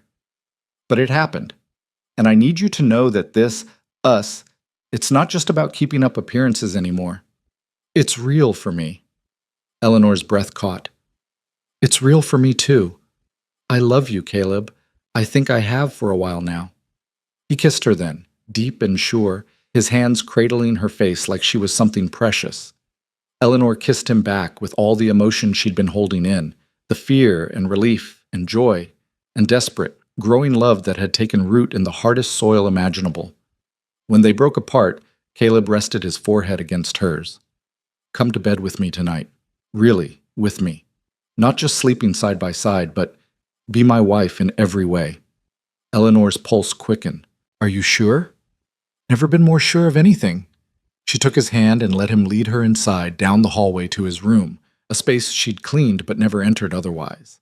It was sparse, masculine, but when Caleb lit the lamp, she saw small changes. Fresh curtains on the window, a quilt she'd made folded at the foot of the bed, signs that he'd been preparing for this, hoping for it. They came together with a tenderness that spoke of new beginnings, of 2 people learning each other slowly and carefully. Caleb touched her like she was a miracle, like he couldn't quite believe she was real and willing and his. Eleanor discovered the geography of his body, the scars, the calluses, the strength that came from years of hard work. They made love as the stars wheeled overhead, 2 people who'd survived separate storms finding shelter in each other. And when they finally lay tangled together in the dark, Eleanor felt something settle deep in her bones. This was what she'd been searching for without knowing it. Not rescue, not safety, but partnership. Someone who saw her fully and chose her anyway. I want more of this, Caleb murmured against her hair. More mornings waking up beside you, more evenings on the porch, more of watching you with the kids, hearing you laugh, seeing you make this house into a home. Eleanor pressed closer. Then we'll have it, all of it. I want to give you more too. Not just the ranch, but I want to build something bigger. Expand the herd, maybe hire some help so you're not working yourself to death. I want the kids to have opportunities, schooling when they're old enough, chances to become whatever they want to be. They already have everything they need, Eleanor said. They have love and stability and a father who cares about them. That's more than most children get. Caleb was quiet for a moment. A father. Is that what I am to them? Yes, if you want to be. I do, he said softly. Anna and I never had children. I'd accepted that part of my life was over. But Thomas, Lily, Samuel, they don't replace anything. There's something new, something I didn't know I needed. Eleanor felt tears slide down her cheeks. They need you too. Samuel especially. He follows you everywhere like a shadow. Smart kid, Caleb said, a smile in his voice. Knows who to learn from. They lay together until sleep claimed them, wrapped in each other and the quiet certainty that what they'd built would last. The weeks that followed were the happiest Eleanor could remember. Summer's brutal heat finally broke, giving way to golden September days and cool nights. The ranch thrived under Caleb's steady hand and Eleanor's organization. The children grew brown and strong and free, their laughter echoing across the land. Thomas took to ranch work like he'd been born to it, rising before dawn to help Caleb with the cattle. Lily discovered she had a gift for gardening and coaxed vegetables from the dry soil with patient determination. Samuel remained everyone's shadow, asking endless questions and soaking up knowledge like a sponge. Eleanor found herself settling into the rhythm of ranch life with surprising ease. She'd always been adaptable, survival had demanded it, but this was different. This wasn't just adapting to circumstances. This was choosing a life, choosing this place, choosing Caleb over and over again in 100 small daily moments. One October afternoon, Eleanor was in the kitchen preserving the last of the garden harvest when Caleb came in earlier than usual, his face troubled. "What's wrong?" she asked immediately. "Nothing's wrong exactly, but can you come outside for a minute?" She wiped her hands and followed him to the yard, where she saw a wagon approaching. Her stomach clenched with old fear. Visitors still made her nervous, made her think of judges and custody claims. But Caleb's hand found hers steady and reassuring. The wagon pulled up, and an elderly couple climbed down. The woman had kind eyes and silver hair, and the man moved with the careful stiffness of arthritis. "Mr. and Mrs. Granger?" the woman asked. "I'm Martha Simmons. This is my husband, Henry. We heard about you from Judge Carver." Eleanor's grip on Caleb's hand tightened. "What about?" Martha's face creased into a warm smile. "Nothing bad, dear. Quite the opposite. You see, we run a small orphanage in Laramie. We've been doing it for 20 years, giving homes to children who have nowhere else to go. But we're getting old and we're looking for good families to place some of our children with. Judge Carver spoke very highly of you both, said you'd fought hard to keep your family together, and that you'd built a real home here." Caleb frowned slightly. "We appreciate that, but we're not looking to take in more children right now." "Oh, I understand completely," Martha said quickly. "I'm not here to pressure you, but I wanted to meet you, see the ranch, and perhaps leave you with some information. You see, we have 3 children, siblings, who desperately need a home together. Too many families want to split them up, take just 1 or 2. But these children have already lost so much, they need to stay together." Eleanor felt her heart twist. "How old are they?" 7, 5, and 3. A boy and 2 girls. Their parents died in a fire last winter. They've been with us since, but they need more than an orphanage can give them. They need a family." Eleanor looked at Caleb and saw her own thoughts reflected in his eyes. They'd only just found their footing, only just built stability. Taking on 3 more children would be chaos, would stretch their resources, would change everything, but they'd been those desperate children once. Eleanor had stood in the dust of Red Hollow with no options left.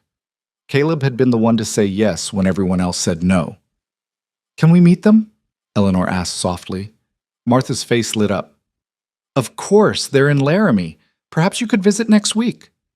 They made arrangements, and after the Simmons left, Eleanor and Caleb stood in the yard as the sun began to set. "Are we crazy?" Eleanor asked. "We have 3 children already. The ranch is doing well, but we're not wealthy. 3 more mouths to feed." "We'd manage," Caleb said. "We always do." He turned to face her. "But this is your decision as much as mine. If you don't want to do this, that's all right. We have enough. We don't need to take on more." Eleanor thought about it, really thought about it. Then she thought about stepping off that stagecoach, about Samuel collapsing in the heat, about Caleb's rough voice saying you can stay. "I want to meet them," she said, "at least that. And then we'll decide." The following week, they made the journey to Laramie, leaving their own children with Mrs. Jensen again. The orphanage was a simple building on the edge of town, clean but worn, filled with the sounds of children. Martha led them to a small room where 3 children sat waiting. The oldest, a boy with serious dark eyes, sat protectively between his two sisters. The middle child, a girl with wild curls, clutched a rag doll. The youngest, barely more than a baby, sucked her thumb and watched the strangers with wide eyes. "This is James, Mary, and little Ruth," Martha said softly. Eleanor knelt down to their level. "Hello, my name is Eleanor, and this is Caleb. We heard you need a home." James's jaw tightened. "We stay together. If you can't take all of us, we're not going anywhere." The fierce protectiveness in his voice reminded Eleanor so much of Thomas that her heart ached. "We wouldn't dream of splitting you up. We know what it's like to need family." "You have other kids?" Mary asked, her voice small. "3," Caleb said. "Thomas is 9, Lily's 12, and Samuel's 6. They'd be your brothers and sister if you came to live with us." Ruth pulled her thumb out of her mouth long enough to ask, "Would we have our own beds?" "You would," Eleanor promised, "and food every day, and a place to run and play, and people who care about you." James studied them with the wariness of someone who'd learned not to trust easily. "Why do you want us?" "You already have kids." Caleb crouched down beside Eleanor. "Because we have room in our home and in our hearts. Because we know what it's like to be alone and scared. And because family isn't just about blood. It's about choosing to stand by each other no matter what." Something shifted in James's expression. "You really mean that?" "Every word," Caleb said. They spent an hour with the children, talking, listening, watching them slowly begin to relax. By the time they left, Eleanor knew what her answer would be. In the wagon on the way home, Caleb voiced what she was thinking. "We're going to do this, aren't we?" "Yes," Eleanor said. "We are." "It's going to be chaos." "Probably." "We'll need to add on to the house, build more beds. The children will have to share rooms. We'll figure it out," Eleanor said, echoing his words from months ago. "We always do." Caleb reached for her hand. "You're an amazing woman, Eleanor Granger." "And you're a good man, Caleb Granger. Better than you give yourself credit for." When they told their own children that evening, the reactions were mixed. Thomas was immediately enthusiastic. More siblings meant more people to play with, more hands to help with chores. Lily was cautious but curious, asking practical questions about space and resources. Samuel wanted to know if he'd still be the baby. "You'll be a big brother now," Eleanor told him. "That's even more special." Samuel considered this, then nodded solemnly. "I can teach them things, like how to catch frogs." 2 weeks later, they brought James, Mary, and Ruth home to the ranch. The children were quiet at first, overwhelmed by the space and the animals and the sheer openness of the land. But slowly, carefully, they began to unfold. James attached himself to Thomas, following the older boy around and learning everything he could about ranch work. Mary discovered she loved the chickens and appointed herself their official caretaker. Ruth, after a tearful first few nights, began sleeping through in the room she shared with her sisters, her thumb in her mouth and a smile on her face. The house was chaos. 6 children ranging from 3 to 12 meant constant noise, endless laundry, meals that never seemed to fill everyone up, and disputes that needed mediating. Eleanor sometimes fell into bed so exhausted she could barely move, and Caleb worked from before dawn until after dark expanding the house, adding rooms, building more furniture. But it was good chaos, happy chaos. One evening in late November, Eleanor stood in the doorway of the main room and watched her family. All 6 children were sprawled on the floor, playing some complicated game that involved rocks and sticks and rules only they understood. Caleb sat in his chair, supposedly reading a newspaper, but Eleanor could see him watching the children with a soft expression she'd never seen in those early desperate days. He looked up and caught her watching. "What are you thinking?" "That we're insane," Eleanor said. "Absolutely, completely insane." "Probably," Caleb agreed. "But happy?" "Deliriously." That winter was hard, the hardest Wyoming had seen in years. Snow piled high, temperatures dropped dangerously low, and there were days when they couldn't venture beyond the barn. But the house was warm, the children were fed, and every night they gathered together around the fire, telling stories and singing songs and simply being together. Spring came eventually, as it always did. The snow melted, the creek swelled with runoff, and the land turned green with new growth. Caleb expanded the herd, hired 2 ranch hands to help with the work, and began teaching Thomas and James the business of raising cattle. Eleanor discovered she was pregnant in April. She stood in the kitchen one morning, her hand on her still flat stomach, tears streaming down her face. After everything, after running, after fighting, after nearly losing everything, she was carrying Caleb's child.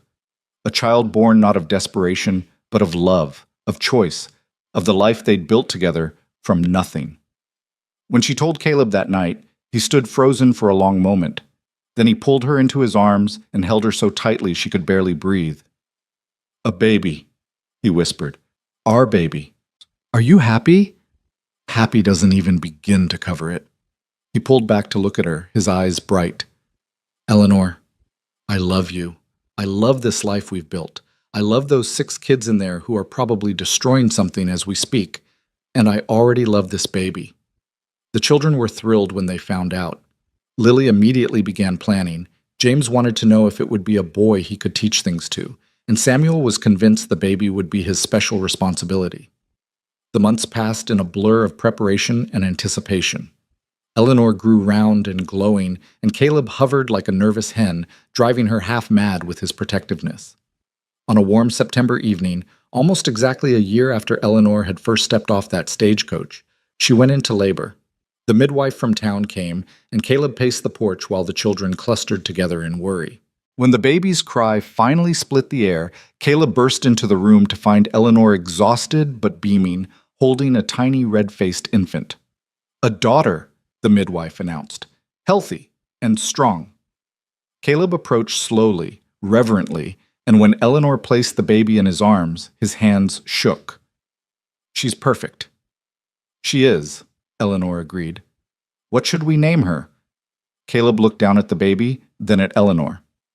"Anna, if that's all right with you, I want to honor her, the woman who made me believe in love the first time. But I also want her to know she's here because of you, because you brought me back to life." Eleanor's throat tightened. "Anna Eleanor, then, for both of us." The baby, Anna Eleanor Granger, was welcomed into the family with joy and chaos, and so much love Eleanor thought she might burst from it. The older children took turns holding her, arguing over who got to help, and generally making enough noise to wake the entire territory. That evening, after the midwife had left and the children were finally asleep, Caleb and Eleanor sat together on the porch, the baby sleeping peacefully between them. "Do you ever think about that first day?" Eleanor asked softly. "When I showed up desperate and half dead?" "Every day," Caleb said. "I think about how close I came to sending you away, how my life would look now if I had." "What changed your mind?" "Samuel," Caleb said simply. "When he collapsed, I saw my own helplessness reflected in your face, and I couldn't walk away from that. Couldn't let a child suffer because I was too locked in my own grief to care." Eleanor leaned her head on his shoulder. "We saved each other." "Yeah," Caleb agreed. "We did." They sat in comfortable silence, watching the stars come out over their land, their home, their family. In the distance, cattle lowed softly. From inside the house came the sounds of children sleeping. The baby stirred slightly, and Caleb reached down to gently rock the cradle he'd built. Eleanor thought about everything that had brought her to this moment. The fear and desperation, the brutal heat and endless dust, the storms that had nearly destroyed them, and the legal battles that had threatened to tear them apart. She thought about Caleb's cold eyes softening, about learning to trust again, about building a family from scattered pieces. "What are you grateful for?" Caleb asked, as if reading her thoughts. Eleanor considered the question seriously. "I'm grateful for that stagecoach driver who left us stranded. I'm grateful for the heat that nearly killed us, because it brought us here. I'm grateful for every closed door and turned back, because they led me to the one door that opened." She looked at Caleb, at his weathered face and gentle eyes, at the hands that had built this life for them. "I'm grateful for you," she said.